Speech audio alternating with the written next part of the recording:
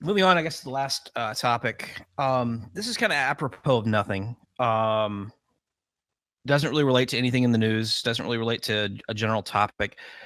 Call it a spiritual cleanse. Call it um, just a general my soul's immune system kicking in and giving me like a little kickstart. And I kind of want to do the same to everybody. And we can vote on this afterwards, as this was either based in red pilled or cringe and blue pilled. But I'm sure I'll find a way to like take the middle ground. of course you will. So bear with me. I want to speak to all of you within the sound of my voice, all the people who've touched my life on social media and in real life, all the people who've inspired and supported me, all the people I will meet in the future in this thing who are fighting for our people. I know you're feeling black-pilled. We're all feeling that way lately. We talk about the black pill a lot here. But when we talk about it, we don't talk about the black pill as some deep pit of depression and angst that is inescapable. For us, the black pill is the truth pill. It's recognizing how bad it is, but seeing that as just the first step. It is the first step towards resolve. It is a resolve to roll up our sleeves, recognize the challenge before us, and, having acknowledged the enormity of that challenge, to take the next step forward. We have to have the courage to face that storm and steer our way, not away from it, but into the very heart of it. It is resolved to face that oncoming storm and then become that oncoming storm. Our struggle is not just against our adversary, our eternal enemies who would like to see us erased from the past, the present, and the future. It is against our own weaknesses and the demons of our worst nature. Too often, the knowledge of how big a fight we have ahead leaves us thrashing out blindly and in every direction. If we put as much effort into fighting our adversaries as we often do fighting those beside us and among us, we might have already won. We fight against those who face the same enemies for no good reason. Maybe it's frustration. Maybe it's a misguided impulse to police our own. And maybe it's because we have a righteous anger against the world and a shape-shifting enemy that will never face us openly. But that's when we're at our worst. There is a war and it is already upon us. We have to awaken to the fact that whatever our differences, petty in light of the big picture, we are all wearing the same uniform. The uniform is our skin. You may feel isolated. You may feel alone. You may feel like you are going crazy, but you are not. You are going sane. Sane in a world that is beyond crazy. You are not alone, but it is up to you. No one is coming to save us. It's up to you, each and every one of you.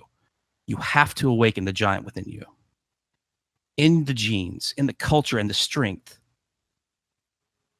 inside you is the strength of your ancestors. It's 1,000 generations that built the greatest monuments and reached the greatest heights this world had not before witnessed. Look at what we have accomplished, not our ancestors, building the great civilizations on this little world of ours. Beauty, science, reason, love, and art, and a culture the likes of which no other people could have conceived. No, I want you to look at what we have done as a movement. In a world where every institution of power, the state, academia, business, media, is against you, is actively trying to demoralize you, is actively trying to silence and destroy you, we have proven the lie that is the foundation of their broken, corrupt, and dishonest world. In just a few short years, you have ripped away the mask and exposed the great serpent that is the neoliberal, cultural Marxist, anti-white narrative. You have put to lie their veneer of their claim to democracy, justice, and freedom. Our people, the normies, nobody thought in these terms just a few years ago. By the grace of Pepe and Apu, they do now. Our adversaries rail against us daily. We occupy their every thought and fear.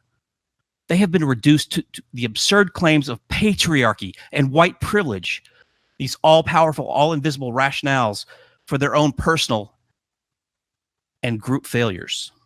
You have shown the world, and more importantly, our enemies themselves, that they rely on self-deception and scapegoat to excuse their existential incompetence.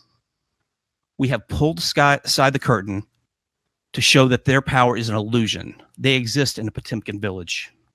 Journalists now rail against free speech.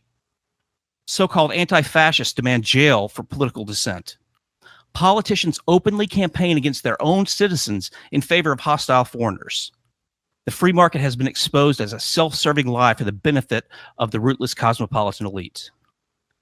Censorship is not the tool of the side that is winning a war of ideas.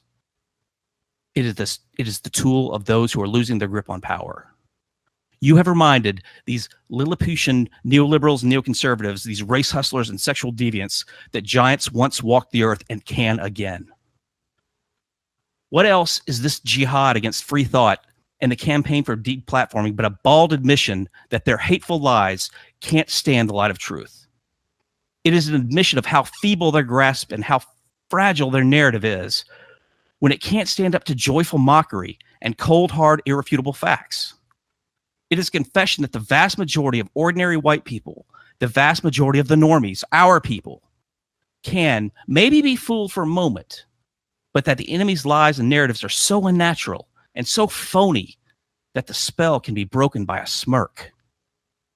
They push the idea that a 10-year-old boy in drag should be celebrated while a 14-year-old girl with politically incorrect YouTube videos must be silenced.